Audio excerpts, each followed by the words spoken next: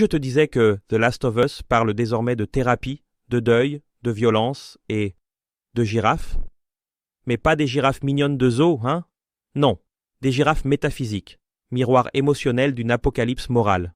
Oui, toi, PNJ aux sentiments enfouis, l'épisode 1 de la saison 2 est arrivé et a fracassé la porte de ta stabilité émotionnelle avec la grâce d'un claqueur dansant sur du funk brésilien.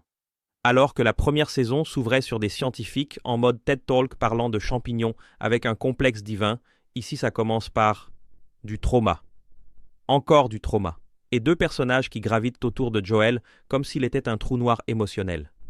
Tu te souviens des girafes de la première saison? Cette parenthèse de tendresse au milieu du chaos fongique? Eh bien, elles sont de retour. Mais cette fois, vues par Abby, qui les regarde comme si c'était un PowerPoint de motivation RH directement exporté de l'enfer. Elle ne veut pas de câlin, elle veut du sang.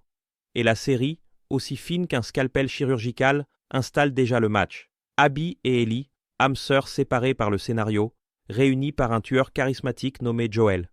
Ellie a maintenant 19 ans, donc officiellement dans la phase « personne ne me comprend », avec en bonus une immunité contre les zombies. Elle s'entraîne dans des clubs de combat que même Tyler Durden refuserait. Elle recoue ses morsures sans anesthésie et répète en boucle qu'elle ne ressent rien. Niveau santé mentale, elle est dans une rave émotionnelle où ne passe que pleurs plus tard. Et Joel fait de la thérapie. Enfin, il essaie. Parce qu'il est plus facile d'apprendre à une vache à faire des TikTok que de le voir admettre sa culpabilité. Alors la série balance un proverbe de psy. La guérison commence quand tu dis la vérité. Joel entend, réfléchit, pleure et répond par un classique « Je l'ai sauvé ».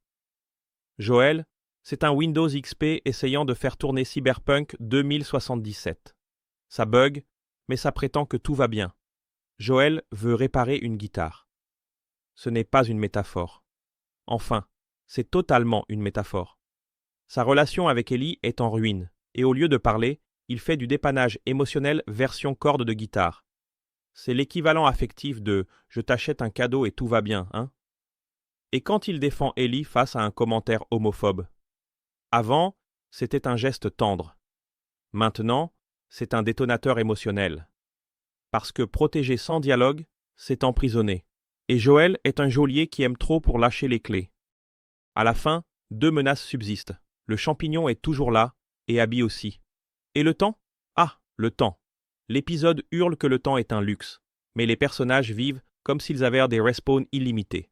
The Last of Us ne parle pas seulement de zombies fongiques dignes d'un tutoriel alien de torture.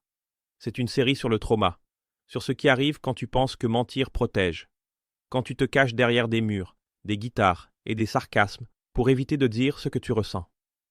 Morale de l'histoire? Les girafes ne soignent pas les traumas. Les cordes de guitare ne recollent pas les cœurs. Et dire la vérité peut être plus dangereux que d'affronter un claqueur avec une cuillère en plastique.